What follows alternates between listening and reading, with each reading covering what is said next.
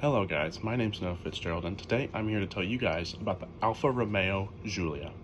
Now the Alfa Romeo Giulia is of course Alfa Romeo's small size sedan that is very popular among the sports community and is a very fun time. It is a very interesting looking car that offers many of the benefits that some of the German rivals lessen in. Now it should be mentioned that Alfa Romeo is owned by a company called FCA, or now is Stellantis, that owns all of the Dodge Chrysler products and also owns other Italian companies such as Maserati.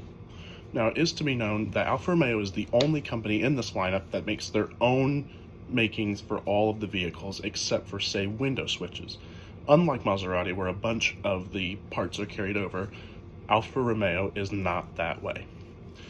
Now the Giulia sort of has an interesting range. It has lots of trims that I will get into in just a second, and it really spans for a good portion of most buyers in the class. Now it should be noted that the Alfa Romeo Giulia does compete with the likes of the Mercedes-Benz C-Class, the BMW 3 Series, and the likes of that. Now, I would like to get into the trim levels of the Alfa Romeo Giulia. Now you start with the Alfa Romeo Giulia Sprint.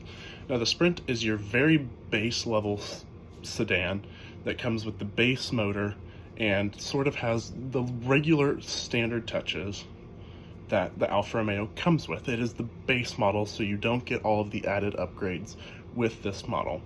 You can then bump up to the TI model, which is sort of the same as the Sprint. It just adds a little bit more standard features, so that way you have a little bit more luxury from your Alfa Romeo.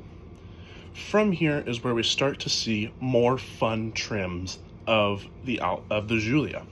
You get the Lusso, which is a sort of a more sporty inspired trim that adds more of the luxury side point and the sport and tries to combine them together. I would really recommend this trim. It's a good trim if you're looking for a balance of both luxury and sporty design. The Lusso trim does this perfectionally. Then you have the Veloce trim. Now the Veloce trim is your sort of, how do I explain this? A-spec-ish. So Acura's A-spec is comparable to the Veloce trim. It is a beautiful trim that has sort of an appointment that is an echelon above most of the sedans in the class, especially the C-Class and the 3 Series. I believe the Giulia is the best looking out of all of them. It's not the most powerful, and it's not the most enjoyable, but it is perhaps the best looking sedan in its class. Then you go up to the next trim, which is called the Estrema, which is the more performance-oriented. Think of it as, say, the AMG C43 or the M340i. That is what the Estrema competes with, sort of more of a lesser application than some of those German brands. But that's what it's comparable to as a trim. It's more sporty than the Veloce, but it's not as sporty as the trim that comes above it, which is, of course, the Alfa Romeo Giulia Quadrifoglio. Now the Quadrifoglio is, of course, Alfa Romeo's performance brand name that offers high-end, high-performance features to their standard Alfa Romeo models. And in the Giulia, you get its signature 2.9-liter Ferrari-derived twin-turbo V6, and it is an absolute hoot. It competes with the likes of the M3 and the C63 AMG, and it does so elegantly and quite amazingly. For powertrains for the Alfa Romeo Giulia, you get two options in that, and for most of the cars spanning from the Sprint to the Estrema, you get a 2-liter turbo 4-cylinder making 280 horsepower and 306 pound-feet of torque. All this power is sent through an 8-speed ZF automatic and sent either to your choice of the rear wheels or all 4 wheels via Alfa Romeo's Q4 all-wheel drive system. Now, I feel that the 2-liter turbo is a good motor for most people in most applications, and no people should have problems with this. It has best-in-class power as well as best-in-class torque. It should be mentioned that the 0 to 60 time is about 5 seconds for the Alfa Romeo Giulia in the 2-liter form, onto a class-leading top speed of 149 miles an hour. Again, like I said, given the looks, all the trim options for the Alfa Romeo Giulia, as well as that 2-liter powertrain, I think it will be good for most applications that people will have with this vehicle. But if that 2-liter turbo just isn't enough for you, you have a desire for more power, you have a desire for better handling, there's always the Quadrifoglio, which again, like I said before, utilizes a Ferrari-derived twin-turbo 2.9-liter V6, making 505 horsepower and 443 pound-feet of torque. Now, this is the best, most powerful iteration of the Giulia, and I think it is one of the most desirable vehicles in its class. Given that a bunch of people go to the M3 for performance and the C63 for performance, if you want something that really kind of singles you out, the Italians do that good with the Giulia, and it offers the same amount of performance with the same amount of power that the regular, that your C63 or your M3 will get, in a much more elegant, much better looking, and more charismatic platform. It is to mention that the Quadrifoglio only comes in rear-wheel drive and has the same ZF 8-speed automatic and does 0 to 60 in 3.5 seconds on its way to a 191 mile per hour top speed. I believe that this is a true competitor, and it should not be overlooked from all of the competitors in its class, such as the likes of the BMW and the Mercedes-Benz. I feel it is one of the better competitors in its class, and I might just choose it over its competition. Moving to the inside of this Alfa Romeo Giulia, you will see it is truly a unique place to be. You see unique appointments that you don't see from the likes of the other brand companies, and it has its unique, more charismatic design. In your steering wheel, you'll have a bolstered, very thick steering wheel that's very performance-oriented and is the same on all Alfa Romeo models. You do get your adaptive cruise control settings on one side, and you do get your your radio controls on the other side, as well as the start-stop button is on the steering wheel, like every performance vehicle should be. And for the 2023 model year, the Giulia comes standard with stainless steel paddles mounted on the column in Italian fashion on all models from the Sprint all the way up to the Quadrifoglio. It is a true great place to be. You look behind that and you get some of the best analog dials that are still on the market today, as well as an LCD screen in the center, so that way you can see all of your features such as your fuel economy, your current speed, your miles to E, all of the good stuff that you want from that. You might, if you really do want those those analog gauges, this will be your last year to get it. It has been announced from the spy photos that the 2024 Giulia will come with a digital gauge cluster. So take that as you will. It might be a great thing, it might be an awful thing, but I do love those analog dials. Now you move over to the right of all of this and you get to your infotainment system, which is sort of built in at an angle, and I think it is a very cool design. It's built in, like I said, at an angle, kind of like the Cadillac Escalade, but it's more recessed into the screen, into the dash, and I think it gives it a really unique look that you don't get from the other brands. It's running Uconnect 4, but it's a different version of Uconnect 4 that's proprietary to Alfa Romeo's lineup.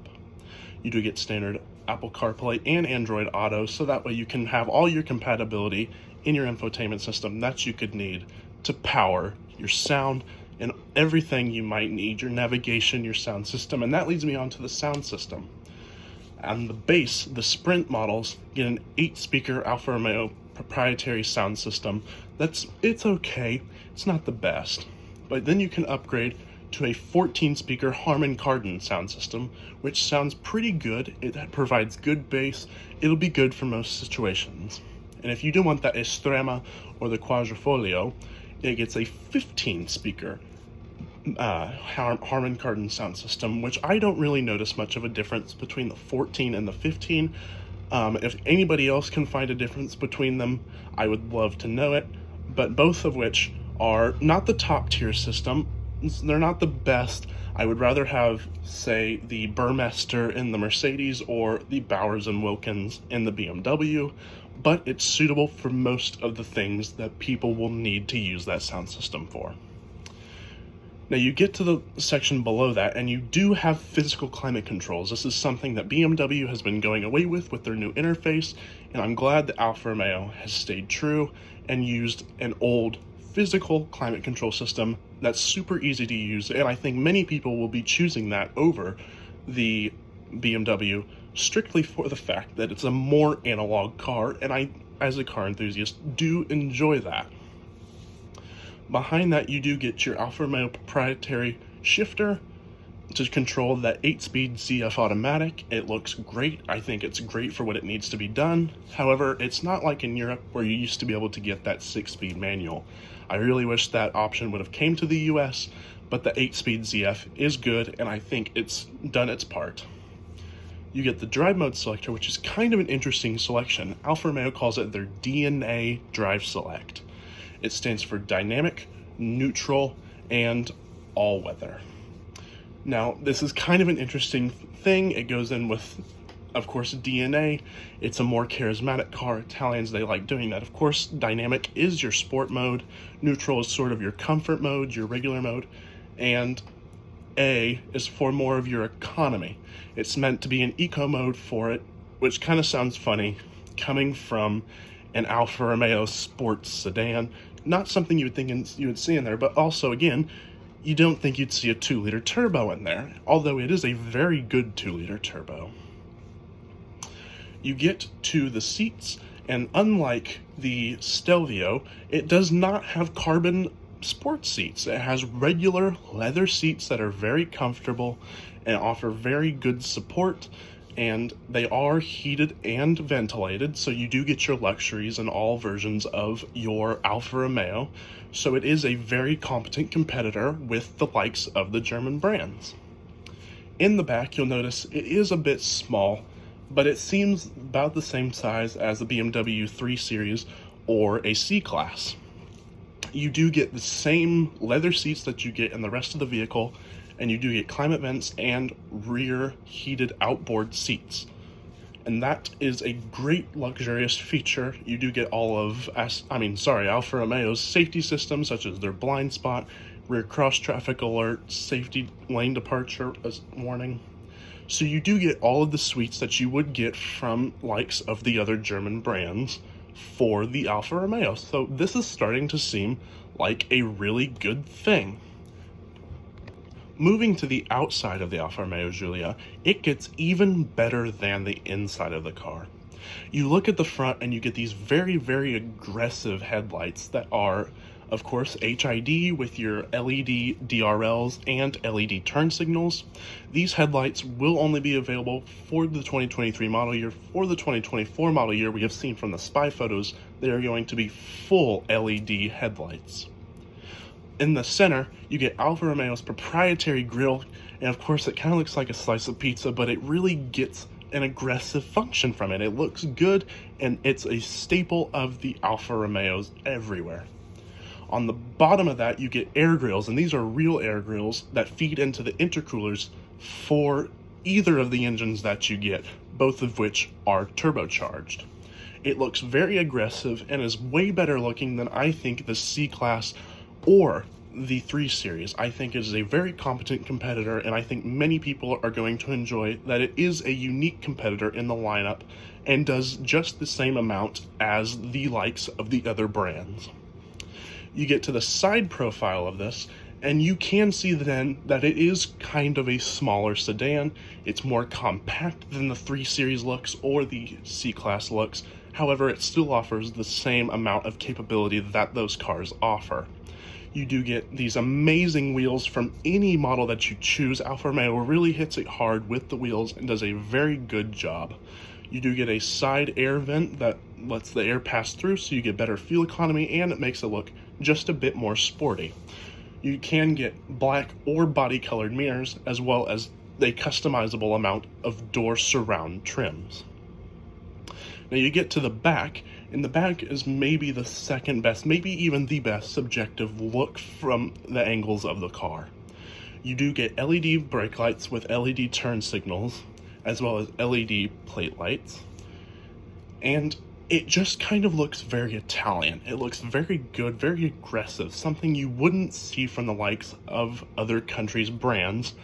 And I think that Stellantis hit it out of the ballpark with this. They really designed it well, and they put some thought into the Alfas, unlike they do with some of their other brands where they're just trying to sell vehicles. They really wanted to hit it off with these vehicles, and I think they did a astonishing job, and it looks amazing. You do get a rear diffuser with your exhaust. Depending what you either get quad exhaust or dual exhaust. Either way, they sound good and they look the part. And that is a very good wrap for the exterior of this amazing looking Alfa Romeo Giulia. Now, you've heard me talk about all these amazing features and how amazing the Alfa Romeo Giulia looks, but now you're probably wondering, how much does this vehicle cost? Now, of course, I did mention the trims earlier. The Sprint, being the base level, is going to start at $44,280 for the base price of the Giulia, which does range a little bit higher than the likes of the competitive brands. However, you do get a better car for what you're paying for. And then if you want the more luxurious model, you can go for the TI model, which starts at $46,320. Again, another amazing opportunity to get into this great sedan. But if you're wanting something maybe a little bit more luxurious but also sporty, you want to combine the two together, you can go for the Lusso trim, which starts at $49,520. We're starting to get more into the more pricey segments of this, but you're also getting more for what you're paying for. That is uncustomizable from the other German brands. And if you're really just wanting a sporty looking, you don't necessarily care about luxury, you kind of want it to just look raw performance-y, you can of course go, but you don't want to break out the big bucks, you can of course go for the Veloce trim, which the Veloce starts at $49,920. So you do get more performance, but it's not too much more expensive than the Lusso. But if you're really not so much caring about price anymore, and you really just want more of a performance 4-cylinder vehicle, you can of course go for the Estrema, which starts at $55,420. So you're starting to get more pricey, but you also get the performance to back it from that 4-cylinder, and you can get it in all-wheel drive, so you can have an overall fun vehicle for still $55,000. But again, if you really need that performance, you really need to buy something that can compare to the M3 or the AMG C63 AMG, you can of course go for the Quadrifoglio, which the Quadrifoglio starts at $79,760, and you will fail to find one that is at that price because they are not to be able to be found anywhere, and if they do, they are marked up. That goes for the whole entire lineup, and there's also many options that you can choose from to spec this thing to how you like it. So all these trims are the base price. All these prices are the base prices, and I think you might struggle to find one for that. And if you really want to look for one at that price, I suggest you look at an amazing website called Car Gurus. They are an amazing website to look for vehicles and find them at your right price point. So if you're looking for a Giulia, be sure to go to Car Gurus. This video is not sponsored by them. I just happen to have a preference for them. Now, this is an amazing vehicle with lots of prices. It caters to a lot of people, and I think it'll sell very well. I know it'll sell very well. It's been out for years, and it's doing amazing. I think it's all around an amazing vehicle inside and out, and I think it competes very well with the likes of the BMWs and the Mercedes and all likes that are combined with it. I think it's still ranking best in its class, and I think that the 2023 Giulia is a very amazing vehicle, but I don't know if you should wait for that 2024 refresh or go for the 2023. All I know is that I think I would prefer the Giulia to maybe an M3. Again, my name's Noah Fitzgerald. Thank you guys for taking the time to watch this video on the Alfa Romeo Giulia. Be sure to check out my social networks, such as my Instagram, TikTok, YouTube, or even my written page that's linked in my Instagram bio. Again, my name's Noah Fitzgerald. Thank you guys for listening to this video. I'll see you guys in the next one. Bye for now.